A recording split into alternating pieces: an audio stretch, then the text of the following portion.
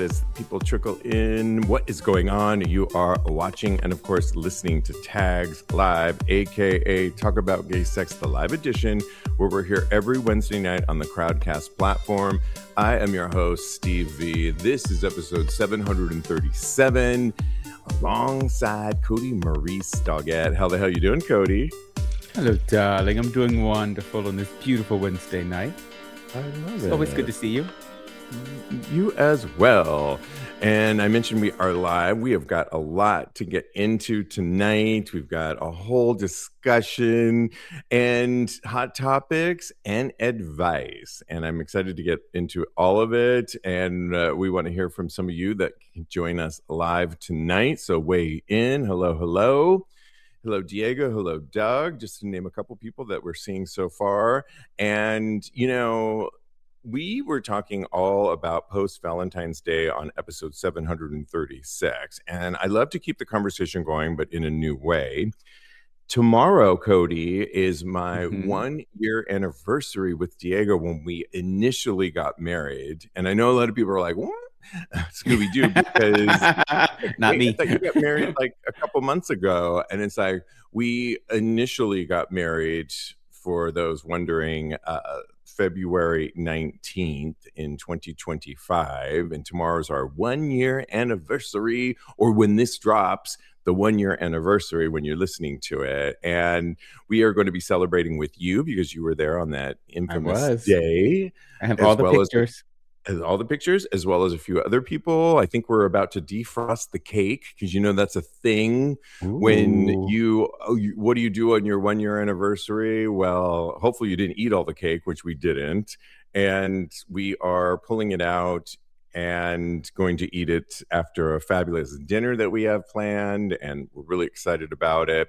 But it did get me thinking about a lot of different things based on our last conversation that we were having. And if we were talking about post-Valentine's Day and meeting people in the dark room on episode 736, or in places where my husband and I met, which was the New York Eagle, a BDSM club, and how you can make a relationship work out of that, tonight we're talking about love isn't just found, it's built. Why making it work can be challenging, and why finding it can feel even harder. So we're looking at it tonight in different directions. When you already are in the relationship, post, lust, wherever you've met, or the challenges of what it really takes to find somebody, you can't just start.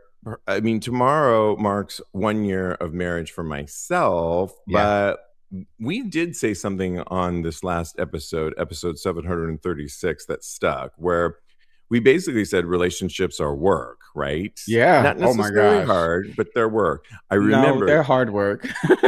Yeah. You said something that I totally agreed with, that resonated with me, about not always being right. And, we record these shows and then I edit them, and I often are obviously re-listening to a lot of it. And I heard that again. And, you know, like a good movie, oftentimes you have to hear it twice. It sticks a little bit more. That really stuck with me on how relationships are a lot of work, but also being right can also be the demise often of a relationship. And you had mentioned that in yours, and I said I'm always working on that myself, on not always having to be right? Because it's just a biggie, right?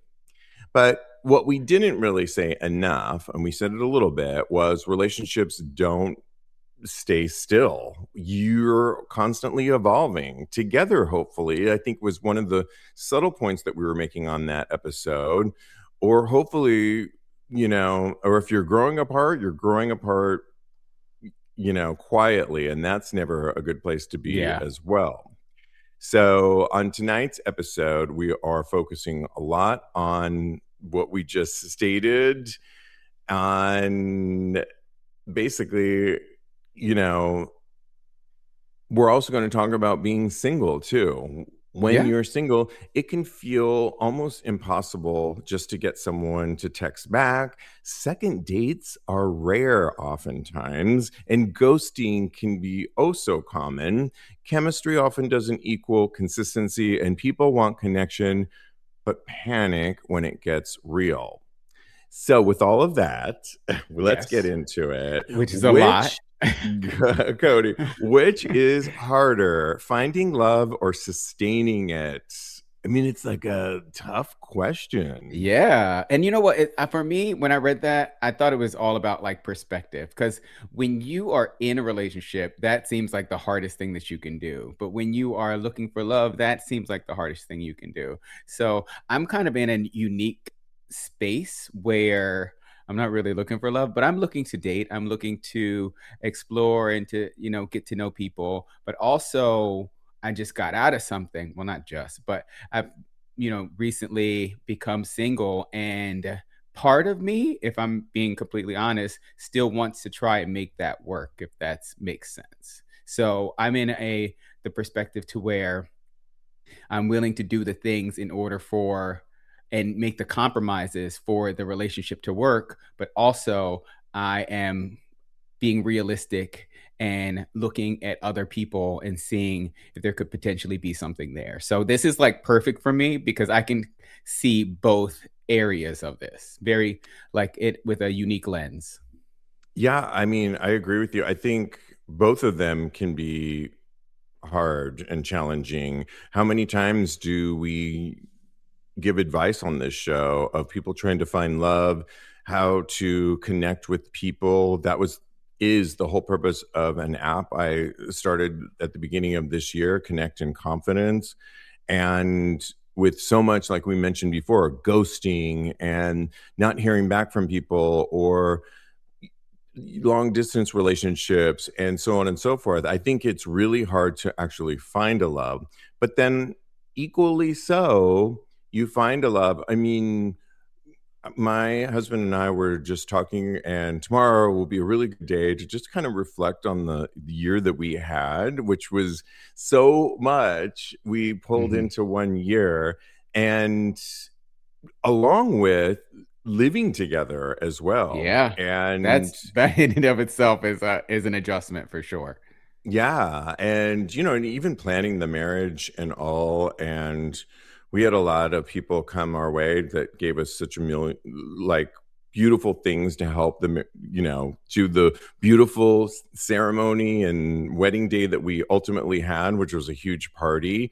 But it's a lot of stress as well that we put on ourselves. We've had a lot of stresses on our marriage, and I've mentioned before that I've never lived with somebody, and that's a whole thing. It's a lot. And but we are, like Jeremy was mentioning, you have to constantly check in with that person, and it's a constant check in, and I'm here for that. I love it, but I do think in the end it's can be equal, but hopefully it sustains out a little bit more down the road. I think those, after the beautiful ceremony and everything, things start to settle down a little bit more. But I do say finding it is harder. I would probably put a little Really? bit more percentile on that. Not finding lust, not finding somebody that Yeah, want to I date hear you. for a minute or here, but finding that love, I think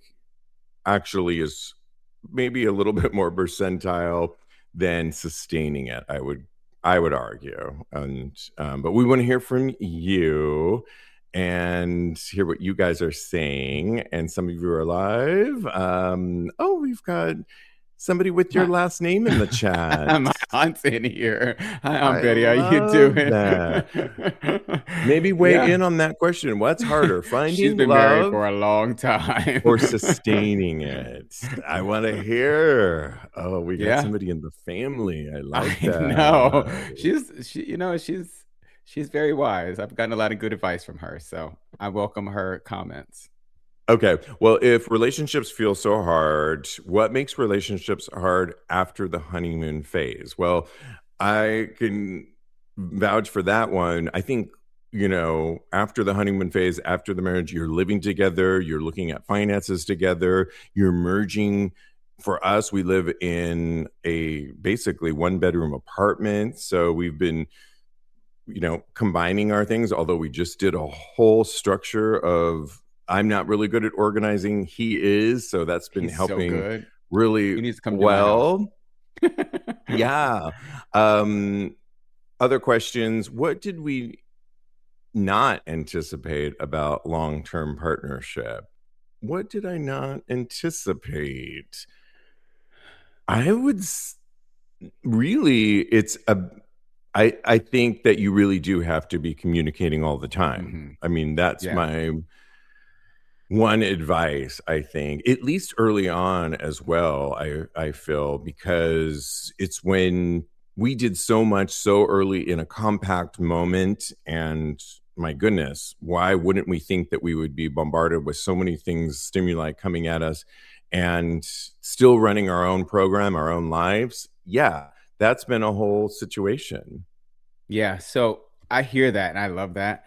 For me, that the thing that is the hardest about a relationship is that the honeymoon phase kind of blinds you to how much work it actually is. And for me, I got kind of shell shocked because in the honeymoon phase, it's like your one basically. Your thoughts and your desires are kind of still very aligned. But then after that's gone, I feel like you go back to being two separate people with two separate, not two separate goals, but like the desires aren't as in sync as they used to be when you were in the honeymoon phase. And I personally, when I'm in the honeymoon phase, I'm like, whatever you want, baby. Oh, you want this, you can totally have it. But no, once that's done, it's like, well, we need to compromise because I am here in this relationship as well. So you begin to focus on, I focused on myself a lot more than I probably should have instead of kind of balancing things. And I think that for me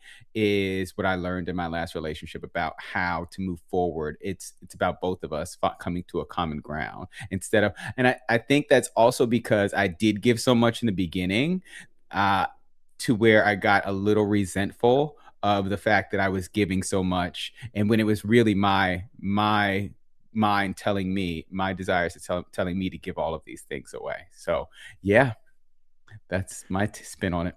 Yeah, I know. So much. I mean, we could go in so many directions with this. I Yes. mean, you mentioned something though. How do you change personally when you're in a relationship? And a question that has come up, or how do you evolve when your partner changes?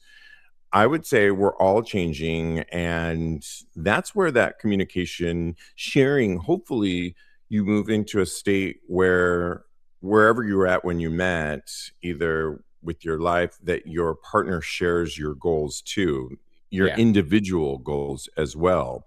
And I think that can be actually fun to share and support Hmm. your partner wherever they're at. And if you're changing and going through something interesting with your career, hopefully you're getting that support and you feel comfortable talking to your partner about that. And that can actually be an exciting time, I think.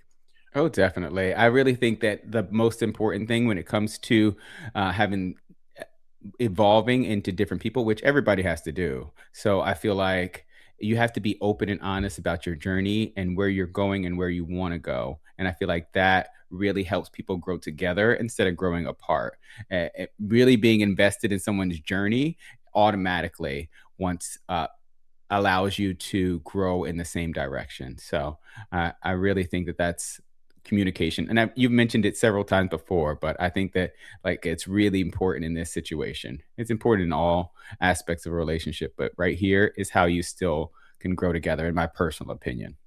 Absolutely. And if I met Diego at the Eagle, where there was like a lot of lust, energy, and initial chemistry, you find out that marriage isn't really built on nightlife adrenaline, if you It's will. not. Wait a It's minute. I mean, are you, it's are built you sure? on it's built on daily activities, grocery runs, mood, stress, work fatigue, one way we found to make it work is we both love cooking, and cooking has been our nighttime activity. Like, what are we making? And we either cook together, we plan the menu together, and it's a group activity that we can do even when one of us is a little bit more exhausted, or when I have a show to do like tonight. He's over there, he's been prepping for after the show. He's making a pesto sauce linguine, Ooh, and I'll be right yeah, and over. it doesn't have to be. Let me That's log good, off. yeah. And so that has been something that we often, especially this winter, we've stayed in a lot, and things like cooking together and talking about what we're going to do together like that has brought us together. We still go out and we still have fun, but we just keep that conversation going. And so if we were to switch though to dating when you're single, and why it Oh. often can feel so impossible when you're single, why is it so hard to get a third or even a second date at times, Cody? I mean, are we addicted to too many options? Do you think the apps get us in trouble? There's just too many options and choices. Are we chasing chemistry instead of compatibility? Or has ghosting made us emotionally avoid it? Wow. All of those things actually probably. And it's probably a big mixture of it. I think probably the most prevalent one in my personal opinion is the one where there's too many options. I feel like people feel like they can go out there and just re reimagine or really have that connection with somebody, and it doesn't always work that way. It didn't work like that for me for so many years of my life, and then finally I found somebody that that I thought I can actually get along with, that I want to be around for a prolonged period of time. And that's actually rare when I from my personal experience. So I don't know why, I can't explain it, but I feel like people really think that it's it's it's really easily attainable, but I feel like that's something that's unique and that we should probably cherish a little bit more. And also, I think a lot of people don't want to put in the work. I think that once it gets Yeah. really hard, and it does get really hard, and you have to actually make compromises, and you can't be like, you can't stay stuck in your ways and how you are, because a lot of people are stubborn out there too. So I feel like you have to be able to compromise, and you have to be able to put in the work and care about how the other person is feeling. And a lot of people are just selfish. So I feel like all of those things rolled into one, honestly. What do you think? I think that in many ways, our community, especially as gay men, many of us take a little bit longer to find that long-term relationship, that marriage thing. And I think it's because we have a lot of options in many ways. I mean, we as gay men, many of us build really true, meaningful friendships, and travel is part of our culture. And Hmm. you can really sustain a really beautiful life with your friends and travel around the world and have a lot of fun. And as you're taking care of yourself. And I think that that just makes, wow, we see much more of the world than much of our heterosexual counterparts. Not all of them, but in Yeah, general. And we in are a general. lot more worldly, and we rely, if you talk to a lot of straight men counterparts, they don't have as many friends, true friendships, I feel, as us gay men do. And our friendships Really? are You think sacred. so? I don't think so. Yeah, I've talked to a lot of no, and I think there's that push to get married earlier on in your 30s. And then Yeah. when we did a study, not we didn't do the study, but we I was reported on like, the we study. study. Yeah, when we did the study, when we reported on the study that basically remember that study, and I've it's so funny because the has gone viral to where my Jewish barber, who's straight with family man of five, quoted it back to me just the other day, saying that out of all marriages, lesbians are at 73% of divorce. Heterosexuals are a little bit above 50% in ending in divorce. And gay men's marriage ends at a low of like 20, I want to say 28%, the Oh, lowest. wow. Yeah. But I would argue because it takes us that much longer to find somebody. And when we do, you know, we have lived a life of sowed a lot of wild oats, and we're much Yeah. more open to things like open marriages or marriages that are a little bit more independent in as opposed to our heterosexual counterparts. And Yeah. so Then I just feel like, by the time, we're ready for something like a true relationship, at least this was my feeling too. I wasn't ready early on, but now I am in my yeah. 50s. And yeah, I feel like a so lot of gay men know what they want when they get married because, again, we've done all these things. We've dated a lot of people, so we know what it is we like and what it is we don't like out of a relationship, and what we will tolerate and what we won't tolerate. I think like the majority of gay men have experienced a lot as far as dating is concerned. I know I'm a lesbian on the inside. So for me, as I speak for the lesbian contingent. So no, I feel like lesbians in general, and this is stereotype. So if I'm wrong, I need for the lesbians to correct me. I feel like they seem to be serial monogamous. And I feel like they are people that really lock it down and want more conventional relationships, and as opposed to gay men who want unconventional relationships. absolutely. I like that. I like that. Oh my gosh. Wait, And wait. then here's the missing piece: evolving. And do we talk enough about evolving together when you're in the relationship? How often do we check in emotionally, which I think is so important in relationships? What if relationships fail not because of conflict but because of the stagnation? And what does growing together actually look like?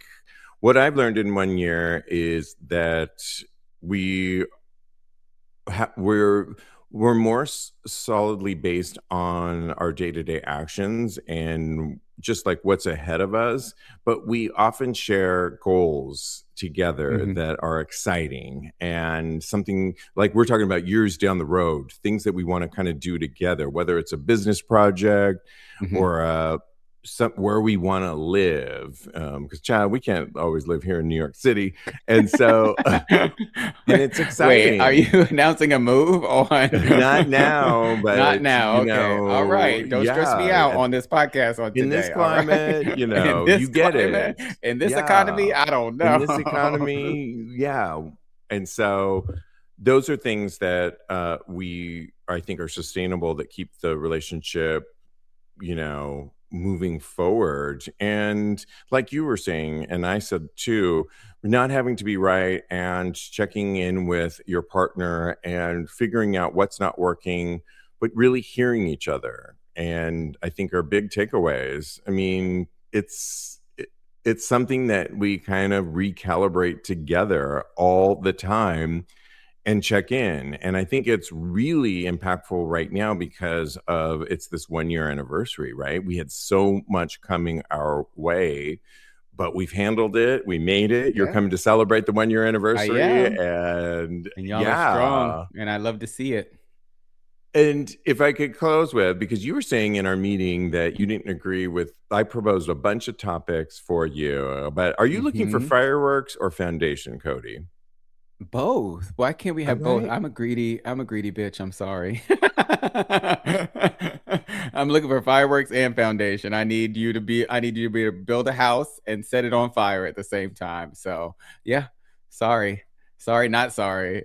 I'm Are willing to you, provide the foundation and the fireworks too. So I'm not asking anything of anyone else that I'm not asking of myself.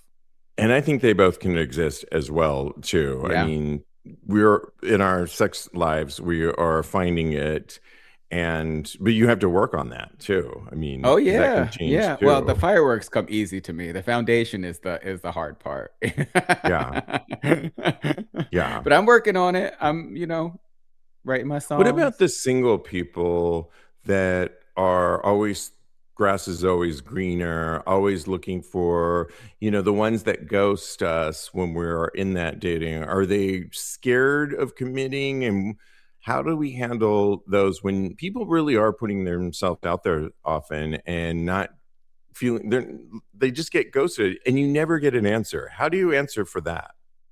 I don't answer for that. If they ghost me, then I know that I dodged a bullet because I feel like anybody who doesn't want a second date with me, anybody that can ghost me, anybody that can't text me back in a reasonable amount of time, not 2 days later, Yeah. then Yeah. that's not somebody that I want to be with. They're not willing to put in any effort to get to know me. So I am okay with them exiting from my life. And I don't need an answer from them because they are not dedicated to actually doing the work. So that showed me, my last relationship showed me how hard the work is. So if you show me in the Yeah. beginning infancy stages of a relationship that you can't do the simple things, how are you going to be able to do the hard things? You're not going to be able to. And if I could take what you just stated and a story you shared with us on your Valentine's Day on the last Oh, episode 7, that's a sweet one. I such got a scared for a really second. cool. Jeremy and I were like really like touched. You basically said that you met a person and you had already met up with them once before, correct? That's a story for another time. My aunt to know. Okay. I was This talking to person, him at the Eagle. Remember, we went to the Eagle that one night, not maybe a yes. couple Oh, 2 weeks yes. ago. Oh, that one. That's the guy I Yeah. was talking to. Yeah, And and we so had met he, a couple times okay. before, and we hooked up twice in the And Eagle. I remember me and another friend of ours were like, "Ooh, they look good together," and we thought he was He's a very handsome handsome, of man. course. Yeah, and you shared. This is just repeating what you shared the other day. He showed up on Valentine's Day at your work Yeah. and surprised you, and then you went out for empanadas and a drink, and it was lovely. He's putting out that extra effort, I feel, correct? He he did. I need to actually text him and see how he's doing because we haven't spoken in Yeah, like a maybe it's like day. he put that out, so it's now your turn. But I put out some effort as well. This isn't a relationship therapy right here that I'm going through, but it's not even a relationship. Doctor, can you help me? No, Okay. I'm not holding this against them. We are not in a I told him that day that we were hanging out, all of us, I was like, look, I am not looking for a And I give you a relationship. J. We're gonna talk about We're it. getting there. We are We're getting getting there. there. Please look over the glasses, girl.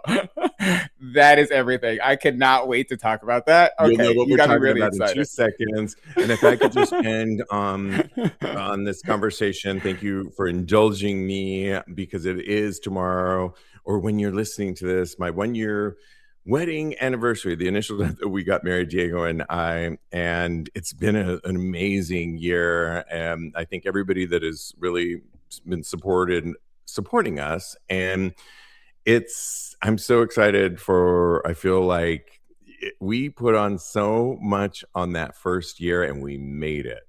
I'm And so happy for you. I can't wait yeah, to celebrate you tomorrow.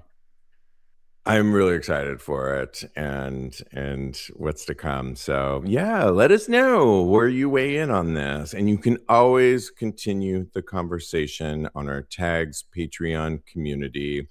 Thank you. I just saw somebody that joined our team over there. And you can always grab a tier and support tags, or you can just grab a free tier. Go to patreon.com/tags podcast. Let's continue the conversation over there. But we've got to get into hot topics. And one thing that we wanted to report on, because we mentioned that Cody and I went to the erecting, I like saying that word, of the pride flag in the That's like Stonewall interesting. Monument last Thursday, and we talked about, you can hear our experience on that. Well, it just keeps getting better and better because now the Trump administration could be sued or is being sued for the Stonewall Pride flag removal in New York.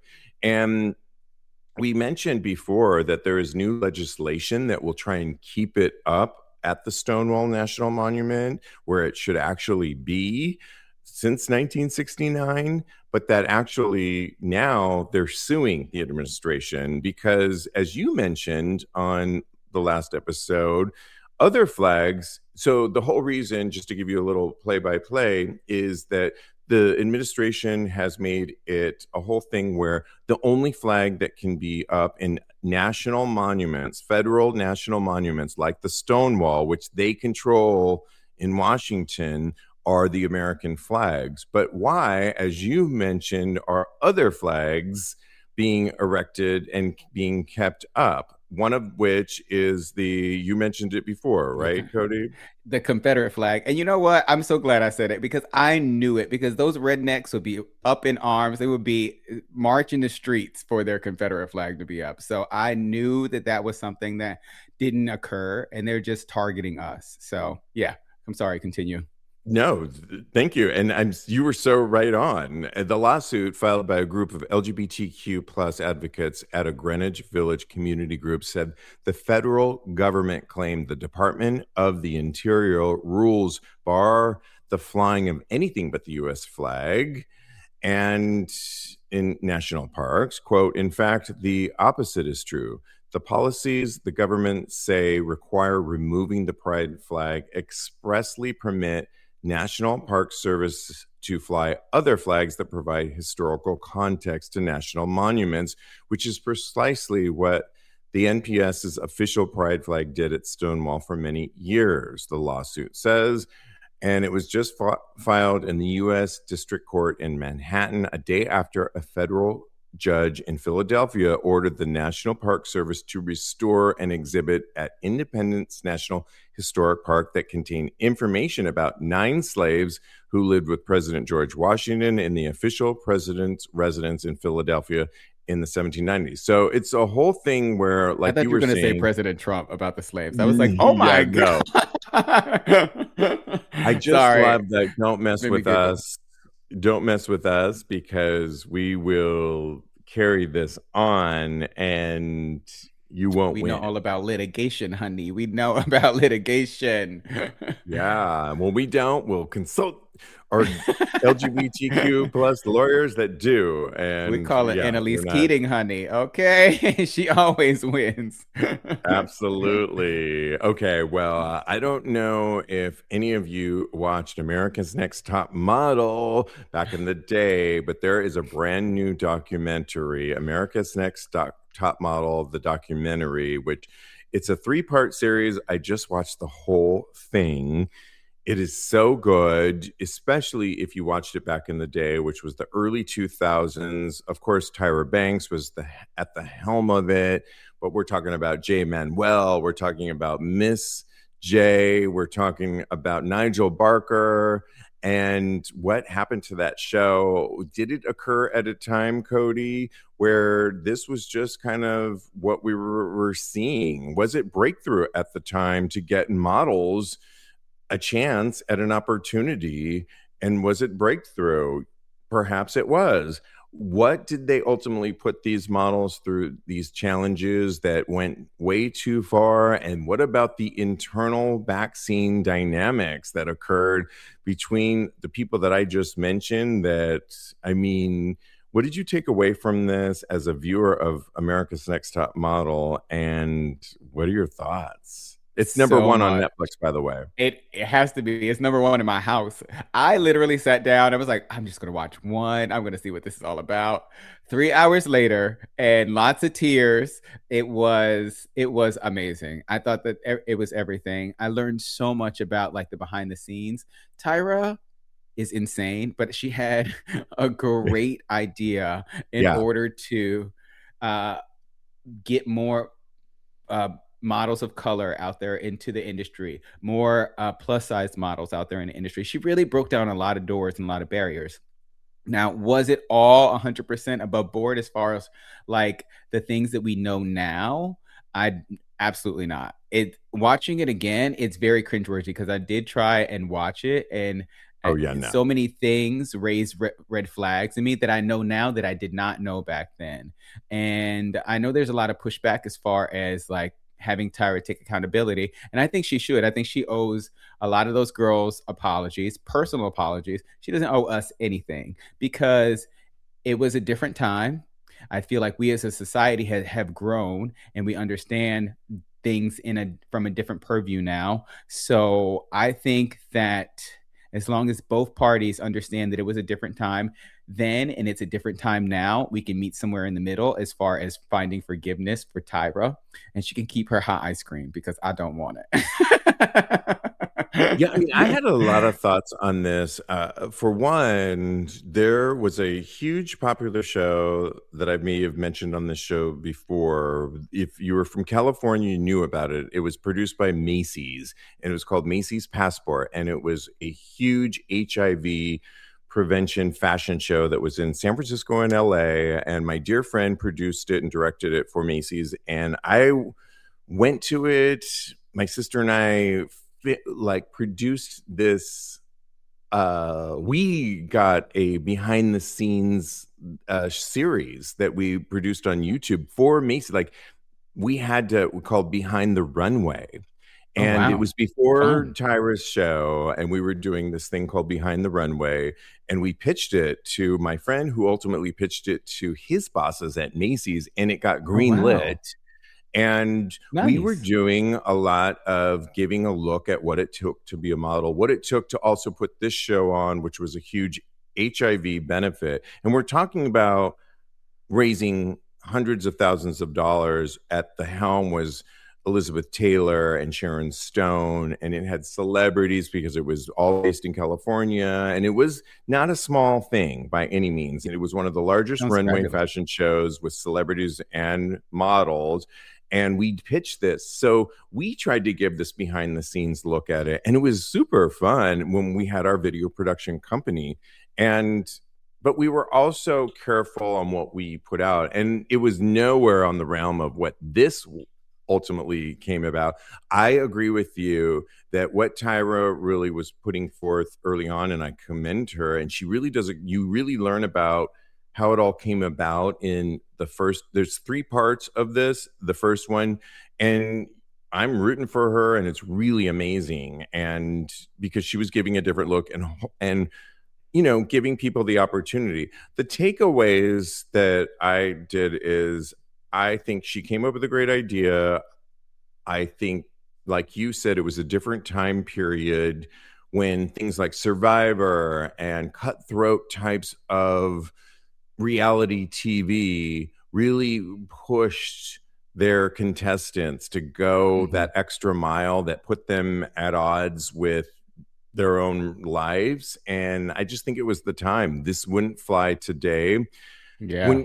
When you look at what ultimately the people that she cites in this show, and I'm just going to give this one, positive. You don't want to hear this part, but she Oh, cites spoiler alert. three models that actually do make it and are representative of being on the show. One of them is a plus size model, which I think Okay. she gave license to future plus size models, maybe the first.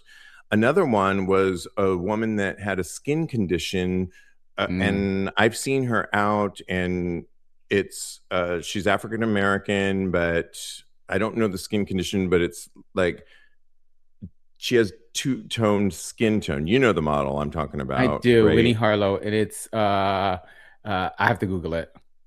She brought her forth on the TV show. That Winnie has gone on to be hugely famous from the show. And the other one that is also a different circumstance, if you will, for lack of better words, is the first trans model that she had on the show that ultimately went on to do really well as a trans model. And now there's a good size percentage of trans female models Yeah. out there.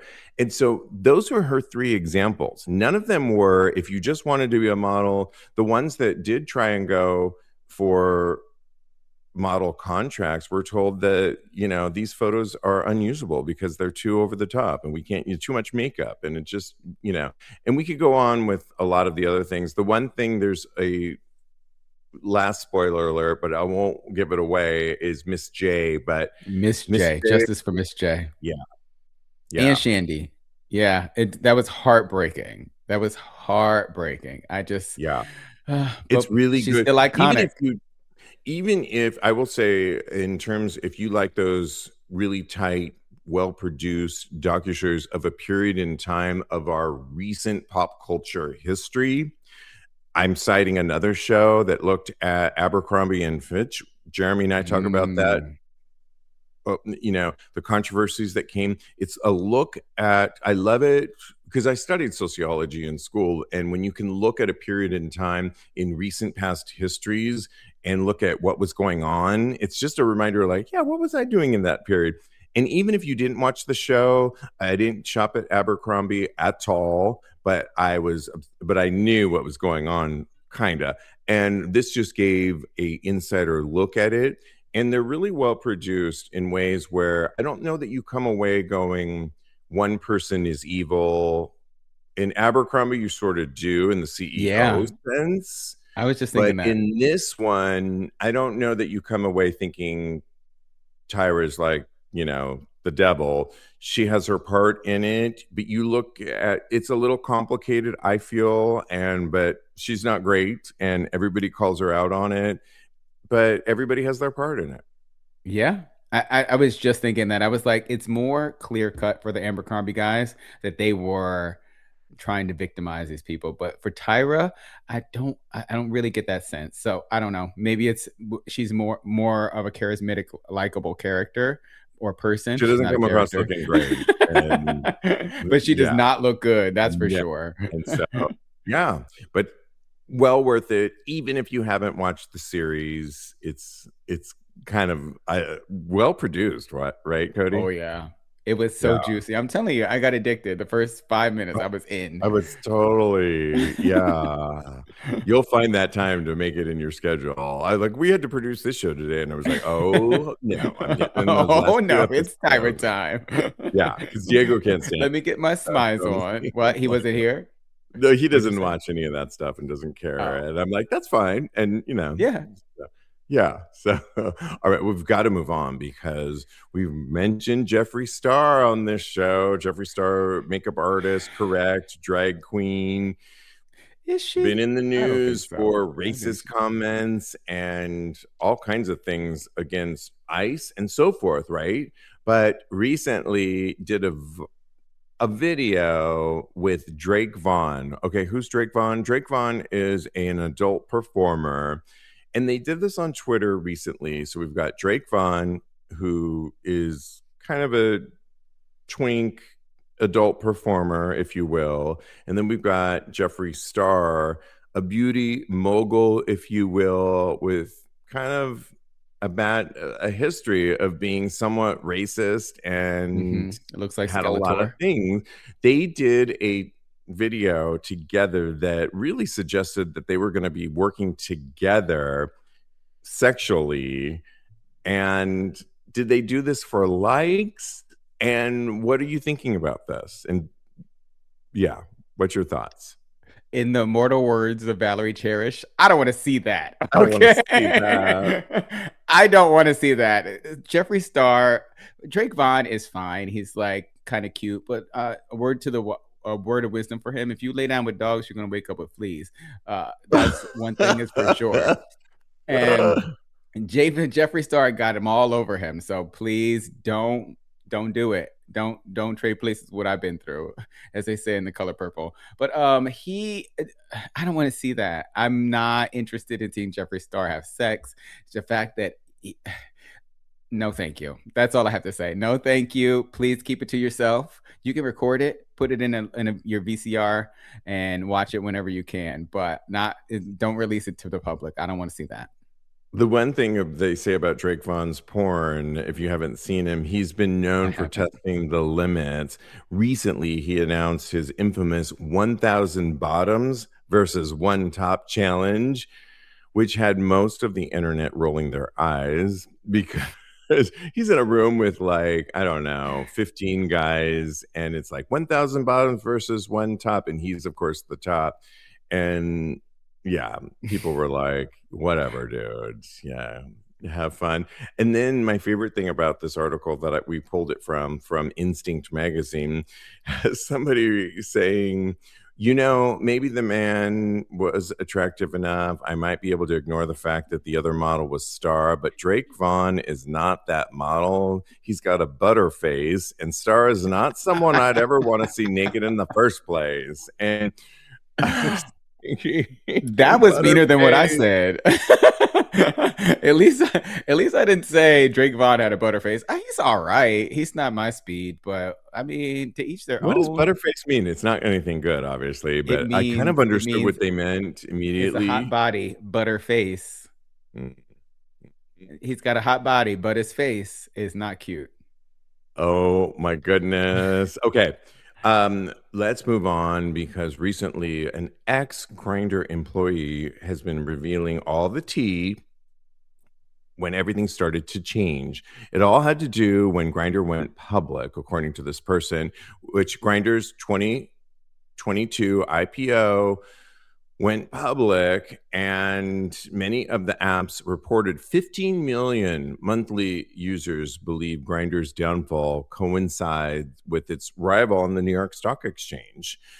Like many apps, Grindr now seems to prioritize profit over user experience. And we have talked a lot about this, Cody, of basically the changes that happened when they went public. Yeah. CEO George Arison, who joined the company in 2022, operates more like a tech mogul, according to this article. But one of the things that has occurred during that period when they went public is that people have reported that there's way more ads, that if you go on the app where you used to see a plethora of people within you see maybe 10, if not 9 on the free account. So, and now we just reported recently that it's almost $500 monthly if you want the brand new Oh yeah. Edge feature for the AI feature. And they're really going forth. I think they did themselves a disservice in many ways when they went public, because this article goes on to say that sniffies, which is banned actually from downloading it. It used to be you From could the App download Store? it on. They are banned from that for many reasons, but they're still doing pretty well. But other people say that if you go on older platforms, like what are some of the older ones that people are? Scruff, Jacked, Manhunt. I could go on. Yeah, they're not much better. And here's what somebody said in the I have Grinder, Snippy, Scruff, and Adam for Adam. The free versions of all of them, except Sniffy, suck. Adam for Adam is actually a lot worse than Grinder, where I live in a suburban area. So unfortunately, Grinder and Sniffies are the only ones that are popular in my area. The others are the same faces all the time and not nearly as many members. So at the end of the day, where do you weigh in? Yeah, I found that too. Down going on Scruff, because I used to be on Scruff a lot. It used to be really good in, I would say, mid 2000s, but right now it's just not where it used to be. I am on Grinder and Sniffies mainly, uh, but I do think that Grinder has jumped the shark. They have gotten too profit greedy, and it's definitely going to affect them in the long run, because people are not going to be able to deal with this for much longer. And once they went public, this is something that really kind of just ruined their whole scheme, their whole, what's it called, their um however they set up their business, that their business plan. I think Yeah. that yeah, it's just something that they should probably reevaluate so they can maximize profits, but not really screw over the people that made them popular in the first place. Well, one of the things that they say that they're moving forward is they are going to be the new international neighborhood for us gay men. But when you have the CEO who is really, really trying to get it to a profit margin and introducing things like Edge with AI, what I wonder if that's really the initial focus to put that out there, that you want to be the new international neighborhood at these prices. I mean, yes, it's expensive to go out there, but you can still go to neighborhoods and meet people for happy hour. I'm thinking of one here in the city, Rise Bar, and you can get like at happy hour, you can actually get a drink and I think you get like a token, so your next drink is free. And Yep. I mean, you're not getting those kinds of things when you're calling yourself a gayborhood and you're charging exorbitant prices, and when you can only get like 10 people on the free account and you have to pay into paywalls to get a gayborhood. Is he reaching when he says those words like we're going to be the new international gayborhood? Yeah, I don't understand it. I don't understand how he's going to accomplish that. I would like to see it because I don't really think it's very feasible, especially when it's just that you price out so many people. And I think that once it becomes so exclusive, I think that a lot of people are not going to want to do it because it's just not sustainable. Yeah, I mean, I'm on the fence with it because I think that so many people are glued to their phone and that is how they operate. So I think people will pay and people will You be think like, well, I'm so? not going to, $500? That's a lot. not that one, but they will like, what do you pay? You're not going to pay $500, but what's like, what do you I pay? got paid 15. Oh, that's not bad. I know. I can look at it right now, but I'll text it to you. Okay, come back to us. All right. Yes. Well, we had to talk about, should we get into advice or should we? Let's do some advice. Yes, Let's please. get to advice. The going on the first date or Yes. okay, great. The one I have to read a lot. Yes. This No, let's person do on it. Reddit. Well, that'll fill the time. Okay. That first one.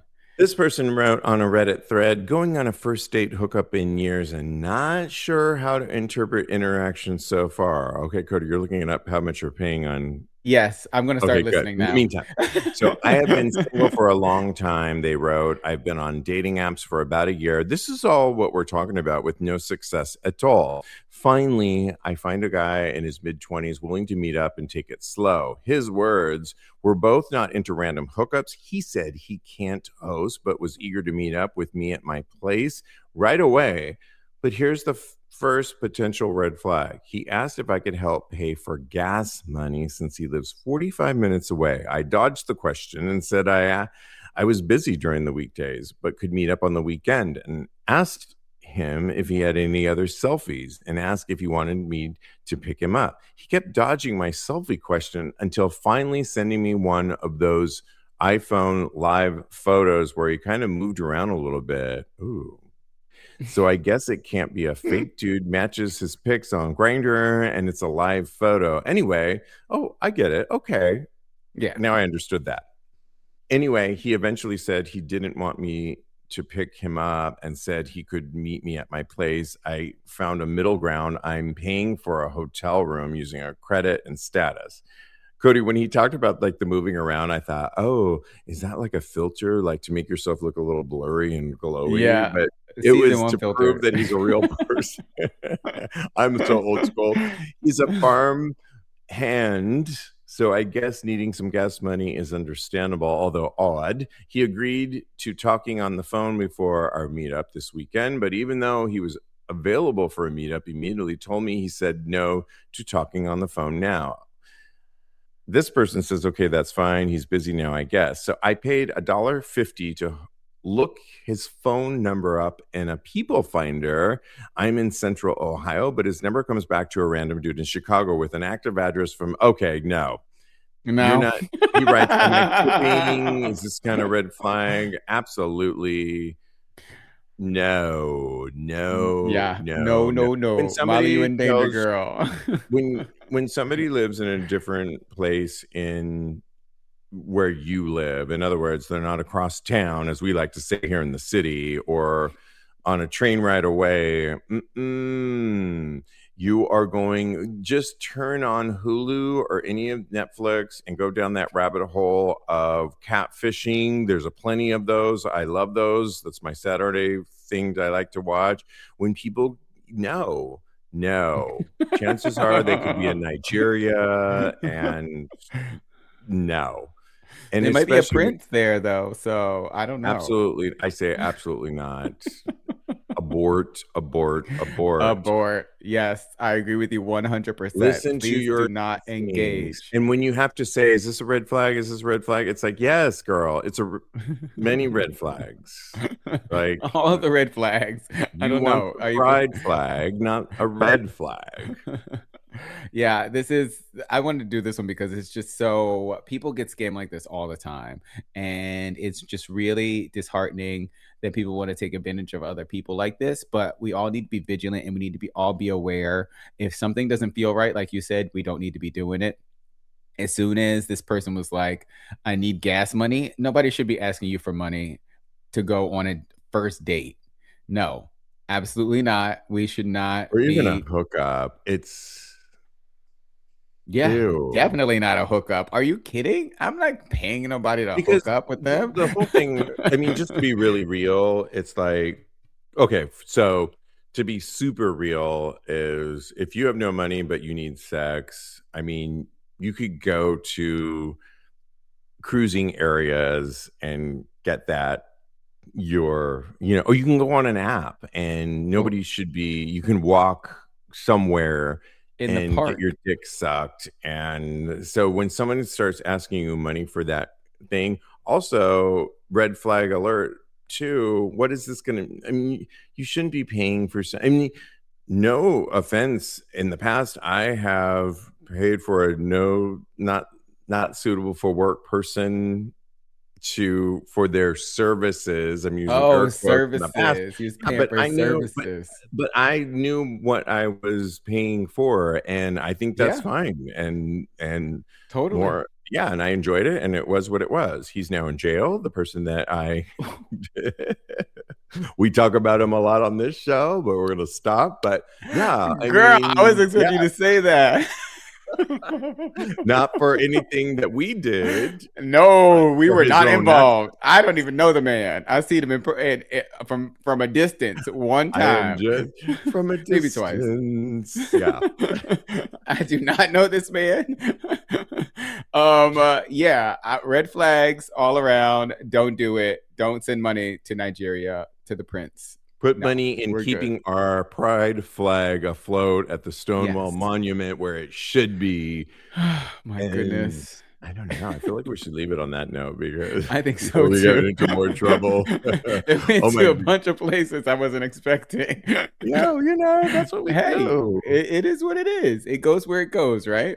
It goes where it goes. Oh my God. I would say we could do this all night, but we can't do this all night because You gotta we're eat. putting we got to eat. You can always follow my co-host, Cody Maurice, get his brand new EP, Thing of Beauty, wherever you get your music. It's really that good. Thank Follow you. that. Follow him on Instagram and on Blue Sky at Mr. Maurice. Follow me on the gram. I am _Steve V. Don't forget to go to our Patreon community. And we see you, those that have signed up recently. You can get a free account to get behind the scenes content, continue the conversation from any of our shows. And also, if you feel obliged and supporting us for the work that we're doing, you can grab a paid tier. Who knew? Go to patreon.com/tags podcast. We are back with all new shows next week. Let's continue this conversation going. And in the meantime, let's continue to have Hot gay sex. Lovely.